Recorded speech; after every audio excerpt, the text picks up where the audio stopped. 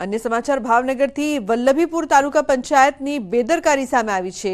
Record રૂમની અવદશા સામે આવી, મહત્વના દસ્તાવેજો રઝળતી હાલતમાં જોવા મળ્યા। કચેરીની પાછળના ભાગે પસ્તીની જેમ જોવા મળ્યા દસ્તાવેજોને કચરાનો ઢગલો બનાવી દેવાયો। મહત્વની ફાઇલ રઝળતી હાલતમાં જોવા મળી હતી।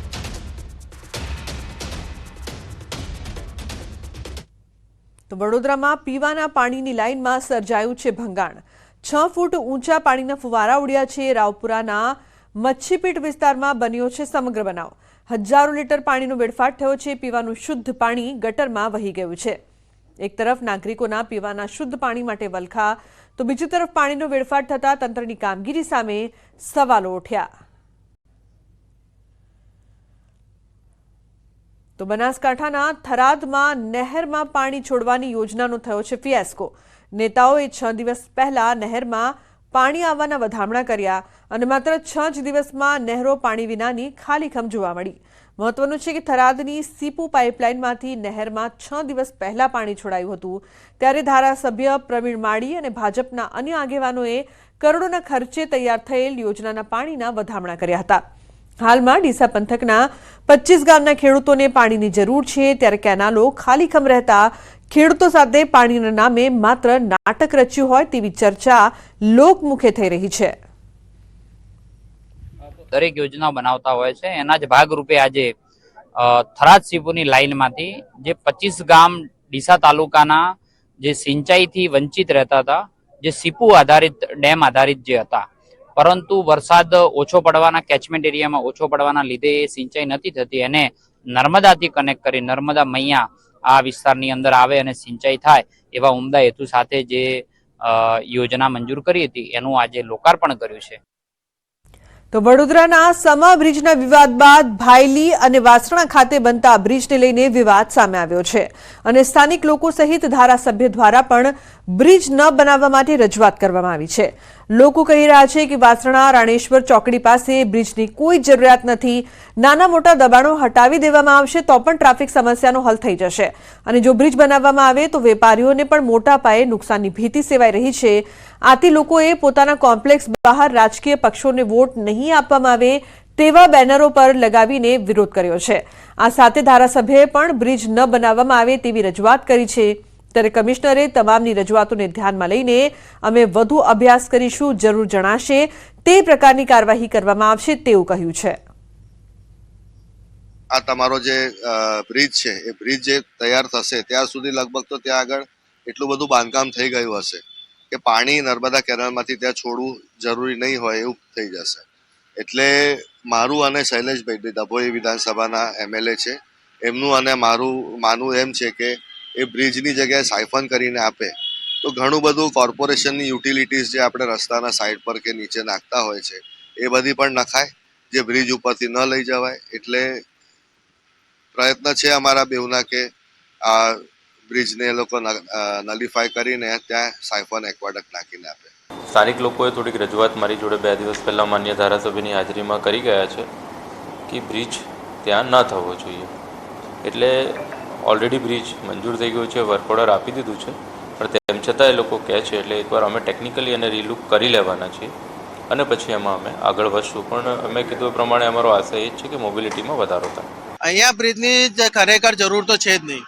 અહીંયા બ્રિજની જરૂર કેમ નથી એનું કારણ એ છે કે ટ્રાફિક સાંજે ખાલી 1 થી 1.5 કલાક માટે થાય છે, એ પણ મેન સર્કલને લીધે થાય છે। જે સર્કલ પર સાંજના ટાઈમે જે ઓફિસની ને કંપનીની મોટી મોટી બસો અહીંથી નીકળે છે એ લોકોને જે ટર્ન લેવામાં પ્રોબ્લેમ પડે છે ત્યારે ટ્રાફિક થાય છે, બાકી એકચ્યુઅલીમાં અહીંયા ટ્રાફિક થતો નથી। તંત્રએ અહીંના લોકલ નિવાસી રહેવાસીઓને વિશ્વાસમાં લીધા પછી ફ્લાયઓવર ડિસાઇડ કરવો જોઈએ, ન કે એમની પર આ ફ્લાયઓવરનું ડિસિઝન થોપી દેવું જોઈએ। આ એક થોપેલો નિર્ણય કહેવાય। પહેલા ગ્રાઉન્ડ લેવલ પરની સમસ્યાઓને દૂર કરે, જે બધા દબાણ છે એ હટાવે તો ટ્રાફિકની સમસ્યાઓ નહીં રહે। 793 મીટર ઓનલી લંબાઈનો બ્રિજ છે, જે ખરેખર 24 મીટરના રોડ પર બ્રિજ બનવો જ ન જોઈએ, કેમ કે જે 6 બ્રિજ સરકારે મૂકેલા છે એમાં સૌથી નાનો રોડ આપણો છે, ખોડિયારનગર વાળાને જે 6 બ્રિજ મૂકેલા છે એમાં, તો આટલા નાના રોડ પર બ્રિજ મૂકવો એ પણ એક ખાલી 4 રસ્તા ટપાડવા માટે, તો આ સમજાતું નહોતું। એટલે અમે અમારા આવેદનો નિવેદનો આપ્યા, પછી અમે 2 દાડા પહેલા MLA શ્રીને મળ્યા, એમને અમારી વાત સાંભળી, એમને પ્રોપર લાગી એટલે અમને જોડે લઈને ત્યારે ને ત્યારે જ કમિશનર શ્રીને મળવા લઈ ગયા, એમને બી રજૂઆત કરી. તમને ક્યાં એવો ટ્રાફિક લાગે છે કે જેના માટે તમને બ્રિજની જરૂરત હોય? હા, સાંજે 7 થી 8 ની અંદર કદાચ થોડો ટ્રાફિક થતો હશે, એ પણ નોમિનલ કે જે દરેક 4 રસ્તા પર થતો હોય છે. એ જરૂરી નથી કે જે અહીંયા વાસણા રોડ પર થાય છે બીજે ક્યાંય નથી થતો. અને જે મેઇન પ્રોબ્લેમ છે ટ્રાફિકનો, એ જે 4 રસ્તા પર જે ખોદકામ ચાલુ હોય છે એના લીધે, કારણ કે અડધો રોડ બ્લોક થઈ જાય છે, એના લીધે વધારે પ્રોબ્લેમ થાય છે. વડોદરા મહાનગરપાલિકા દ્વારા મનીષા ચોકડી વાળો જે રસ્તો છે, એટલે કે ભાયલી તરફ જે રસ્તો જાય છે તેના પર એક બ્રિજ બનાવવાનું આયોજન કરવામાં આવ્યું છે. ત્યારે આ જે બ્રિજ છે તે અત્યારે વિવાદનું કેન્દ્ર બન્યો છે. ઉલ્લેખનીય બાબત છે કે વડોદરા મહાનગરપાલિકાને એમ લાગી રહ્યું છે કે આ જે વાસણા ભાયલી રોડ છે ત્યાં ટ્રાફિકનું ભારણ વધારે છે અને પીક અવર્સમાં જે રાહદારીઓ છે, વાહન ચાલકો છે, તેઓને ભારે હાલાકીનો સામનો જે છે તે કરવો પડતો હોય છે. તેના કારણે જ અહીંયા જે છે તે બ્રિજ બનાવવાનું આયોજન કરવામાં આવ્યું, પરંતુ બ્રિજ બનાવવાનું કામ જે છે તે શરૂ કરતાની સાથે જે સ્થાનિક વેપારીઓ છે, સ્થાનિક લોકો છે, તેમના દ્વારા આ જે બ્રિજ છે તેનો ભારે વિરોધ જે છે તે કરવામાં આવી રહ્યો છે. જે સ્થાનિક લોકો છે, વેપારીઓ છે, તેમનું કહેવું છે કે આ સર્કલ તમે જે સામે જોઈ રહ્યા છો તે સર્કલ જે છે તે જરૂરિયાત કરતાં ખૂબ મોટું છે, ત્યારે આ સર્કલને નાનું કરવું જોઈએ. તો આખો જે રસ્તો છે કે જે બ્રિજ બનાવવાનું આયોજન કરવામાં આવ્યું છે એ રસ્તા પરથી જે ગેરકાયદેસર દબાણો છે જો તે દૂર કરવામાં આવે તો આ રસ્તા પરથી જે ટ્રાફિકનું ભારણ છે તે ઘટાડી શકાય. અને બીજી મહત્વની વાત એ છે કે જો અહીંયા બ્રિજ બની જાય તો લગભગ 15 થી 18 એવા કોમ્પ્લેક્સ છે કે જ્યાં વેપારીઓ પોતપોતાની દુકાનો, શોરૂમ ચલાવીને ગુજરાન ચલાવે છે. અને જો બ્રિજ બને તો ટ્રાફિક આખું ડાયવર્ટ થઈ જાય અને વેપારીઓએ રોજગારી ગુમાવવાનો વારો આવે. એટલે અત્યારે આ બ્રિજ જે છે તે વિવાદનું કેન્દ્ર બન્યો છે અને જે સ્થાનિક ધારાસભ્ય છે તેઓ લોકોની પડખે આવ્યા છે અને સ્થાનિક ધારાસભ્યએ સ્થાનિક લોકોને સાથે રાખીને જે મ્યુનિસિપલ કમિશનર છે તેમને આ બ્રિજ નહીં બનાવવા માટે રજૂઆત જે છે તે કરી છે. ત્યારે વડોદરા મહાનગરપાલિકા આ બ્રિજ બનાવે છે કે કેમ એ તો આવનારો સમય જ બતાવશે. હાર્દિક દીક્ષિત, ન્યૂઝ 18 ગુજરાતી, વડોદરા. તો બુલેટિનમાં હાલ રોકાઈશું એક બ્રેક માટે. આપ જોતા રહો ન્યૂઝ 18 ગુજરાતી.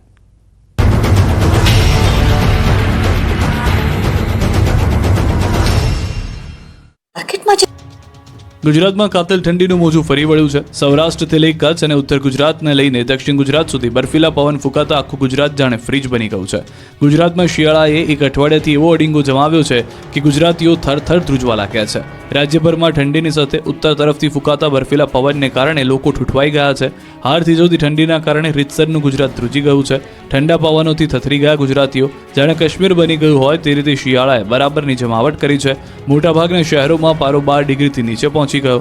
સતત ઝડપી ગતિએ પવન ફૂંકાતા મહત્તમ તાપમાનમાં ઘટાડો થયો. સતત ત્રીજા દિવસે નલિયા અને રાજકોટમાં સૌથી ઓછું લઘુત્તમ તાપમાન નોંધાયું. નલિયામાં 8 ડિગ્રી, રાજકોટમાં 9.8 ડિગ્રી, પાટણના રાધર